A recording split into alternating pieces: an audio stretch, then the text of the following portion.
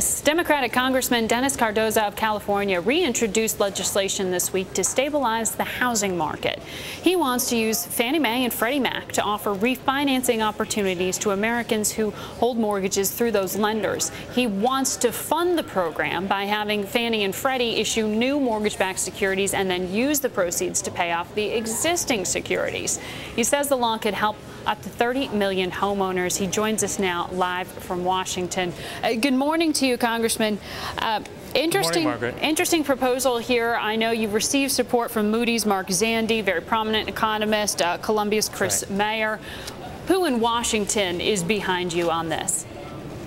Well, we have 30 co-authors of the bill, members of Congress who see the benefit in this, and support is growing every day. We understand that there's editorial support coming, and that we look to make this happen when the Congress reconvenes. Well, you know, there has been a lot of speculation on Wall Street as to whether Washington might provide some support with refinancing in the near term. There was that October surprise people were talking about. You're talking about something happening a little later.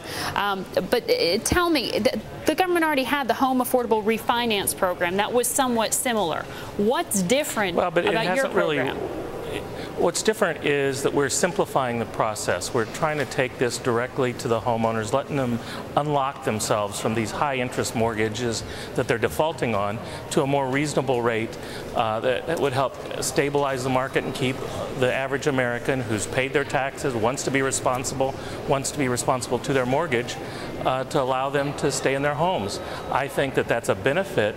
If you look at it just from the sheer business perspective, it's a good business to keep people paying on their mortgage rather than encouraging them to default. If they're locked in at 7% and they see all their neighbors refinancing at 4%, their home's underwater, so they're locked in, they're more likely to just hand over the keys. I think that this is a responsible thing to do. It will help the economy.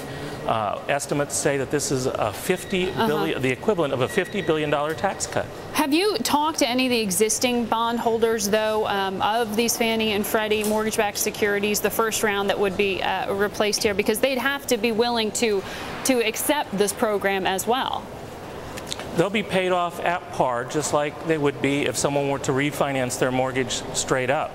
So the current bondholders received a premium when they purchased this. My understanding is that they will be paid off at total par of the bond, and so they really wouldn't have any harm, no foul in this at all. But they wouldn't get the same sort of payoff for taking the kind of risk that they are now. Well, they are. The federal government is acting as the Fed is one of the biggest market makers in mortgage-backed securities right now. We anticipate that they would be able to refinance these mortgages, these bonds, at 4.5%. That would be a tremendous benefit to homeowners to allow them to go from 7% to 4.5%. We think that would be a tremendous stimulus to the economy, and frankly, everybody benefits in America when the economy starts to rise again. Yeah, well, this idea of refinancing and that as a new focus for stimulus has certainly gotten a lot of attention.